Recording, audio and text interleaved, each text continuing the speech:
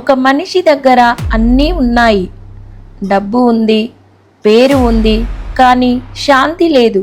ఇంకా ఏమి కావాలి నాకు అని అడిగినా సమాధానం దొరకలేదు. ఆఖరికి శివుడు అతనికి నిజమైన జీవితం నేర్పాడు.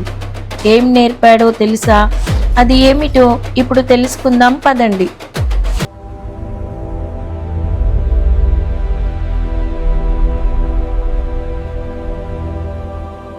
ఒకప్పుడు ఒక యువకుడు ఉండేవాడు. అతనికి డబ్బు ఉంది, సౌఖ్యం ఉంది, పేరు ప్రతిష్ట ఉంది. ప్రపంచం చూసే దృష్టిలో అతను చాలా విజయవంతుడు.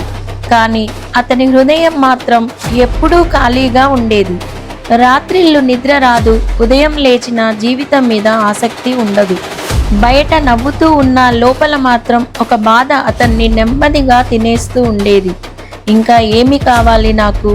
ఎందుకు ఈ అశాంతి పోవడం లేదు అని అతను ప్రతిరోజు తనని తాను ప్రశ్నించుకునేవాడు. ఒకరోజు ఇక ఇలా జీవించడం వద్దని నిర్ణయించుకొని అన్ని వదిలివేసి సమాధానం కోసం హిమాలయాల వైపు బయలుదేరాడు. మంచుతో కప్పుకున్న పర్వతాల మధ్య నిశ్శబ్దంలో నడుస్తూ తనలోని ఖాళీని ఎదుర్కొంటూ వెళ్ళాడు.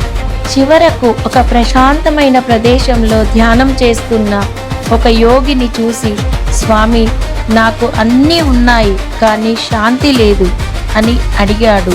ఆ యోగి చిరునవ్వుతో, నీకు సమాధానం నేనివ్వను, శివుడు నేర్పిస్తాడు, అతన్ని గమనించు అన్నాడు. అప్పుడు ఆ యువకుడు శివుడి విగ్రహం ముందు కూర్చుని చూడడం ప్రారంభించాడు. మొదట ఏమీ అర్థం కాలేదు.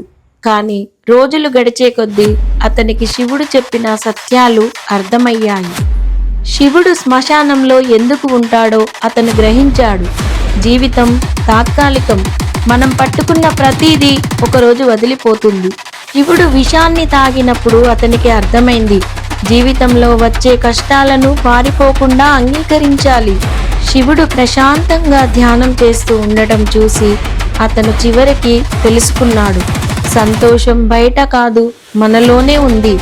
అలా రోజులు గడిచాయి. అతని ఆలోచనలు మారాయి, కోరికలు తగ్గాయి, భయాలు పోయాయి. తిరిగి తన జీవితానికి వెళ్ళే సమయానికి అతను పూర్తిగా మారిపోయాడు. ఇప్పుడు అతను చిన్న విషయాల్లో ఆనందం చూస్తున్నాడు.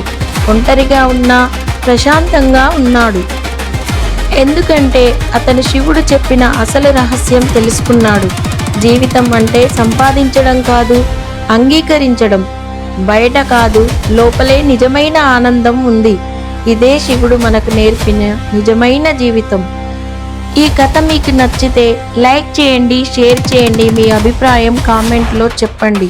ఇలాంటి మరిన్ని అర్థవంతమైన కథల కోసం కళ్యాణి కుక్కడపు ఛానల్ని సబ్స్క్రైబ్ చేసుకోండి. మళ్ళీ మరో వీడియోలో కలుద్దాం.